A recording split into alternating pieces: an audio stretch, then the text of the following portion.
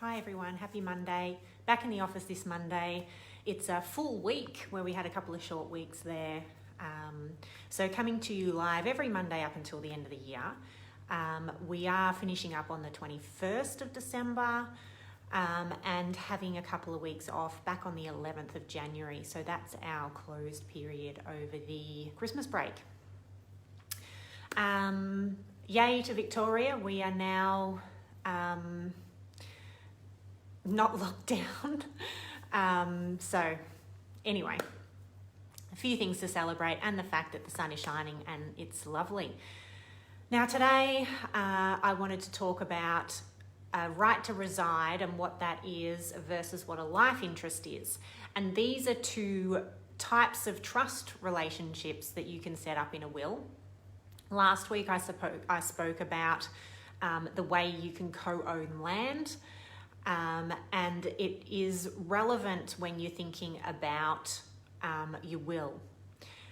So the example I gave last week where an elderly man in the second relationship who'd owned his house outright transferred half to his new spouse. Now, he didn't transfer it jointly, which I believe is probably what he meant to do. He transferred it as tenants in common, which means that they each owned 50%. And so his new spouse in her will left all her estate to her kids. And he claimed on the will because he didn't want to have the potential that the other half of the house owned by her kids, and they could then either force him to buy him out or force him to sell. So what he applied for in that claim was a flexible life interest. So coming back a step, a right to reside is not really something that's very valuable. So you would think about giving someone a right to reside perhaps if there was a child who needed to continue living in the property, the principal place of residence for a certain period of time, and you wanted that to be rent-free. So that might be a way to use it.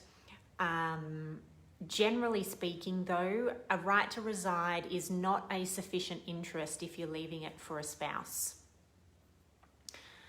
So your spouse, under the law in Victoria, the courts have determined that your spouse is your primary obligation, and a spouse should be left with a secure accommodation and a nest egg.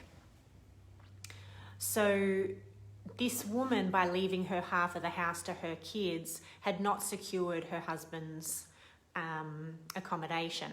She didn't really have much else, so he couldn't also get a nest egg. But he also, and this goes to his integrity, didn't apply for the whole half of the house. What he applied for was a life interest, and a flexible life interest. So a life interest has a value, and you can determine the value of that life interest based on expected life expectancy, and someone can give up their life interest early if they wanted to and get paid out for that. But in that case, he owned his half of the property, and then he got a life interest over the wife's half.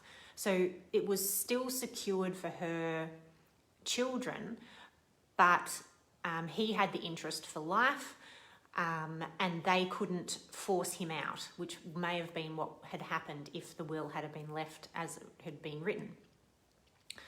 So a life interest is usually not sufficient to leave for a spouse either, which is why I said it goes to his merit that he didn't apply for the full property, because he may have been successful. And there's been a lot of farming cases where the male farmer owns all the farming land and only ends up giving a life interest to the wife because they want to establish the farm for the next generation.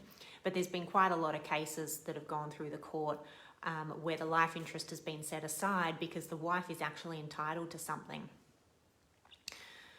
So that all being said, the flexibility of the life interest is really important as well.